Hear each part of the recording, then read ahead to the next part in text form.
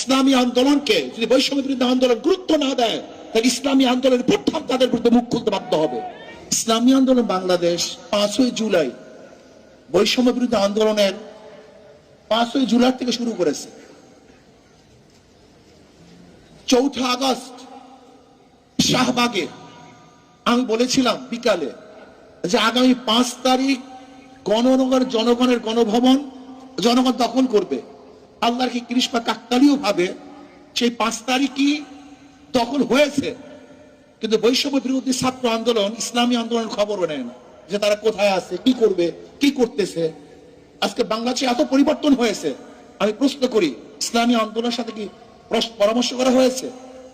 অথচ যারা যেই সমস্ত দলের মহাসচিব ডিক্লার দিয়েছে, ঘোষণা দিয়েছে যে আন্দোলনের সাথে আমরা সম্পৃক্ত নই, তাদের হুকুম চলতেছে, আর আমরা জীবন বাজি রেখে মাঠে ঝাঁপিয়ে পড়েছিলাম গুলির সামনে, অথচ আমাদের খবরও নেই।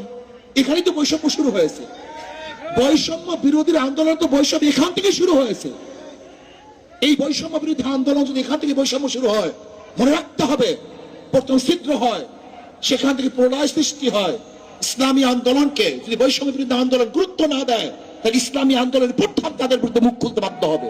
এবং রাখতে হবে ইসলামী আন্দোলন সবসময় সত্য এবং সঠিক কথা বলে আসছে, বলতে থাকবে, বলবে ইনশাআল্লাহ। আমরা জীবন বাজি রেখে ঝাঁপিয়ে পড়েছিলাম ইসলামী আন্দোলন বাংলাদেশ দলীয় ভাবে, এককভাবে বাংলাদেশের অন্য কোনো দল ব্যানার নিয়ে, এবং আমাদের পর্যায়ে কোনো লিডার এই বৈষম্য বিরোধী আন্দোলন অংশগ্রহণ করে নাই।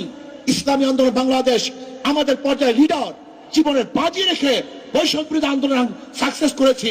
অথচ দেখা যায় ইসলামী আন্দোলন বাংলাদেশের খবরই নেয় না, এরা আসি কি তা জানাও যায় না। যারা নিজেদের নাম ব্যক্ত করতে লজ্জা পেয়েছে, ব্যক্ত করে নেই, তাদেরকে গুরুত্ব দেন, আর বৈষম্য বিরোধী আন্দোলনের বৈষম্য বিরোধী কথা বলবেন, এটা হয় না। আসেন শিক্ষা সংস্কৃতি করি, এদেশকে সংস্কৃতি আল্লাহ আমাদের সবাইকে কবুল করে নেন।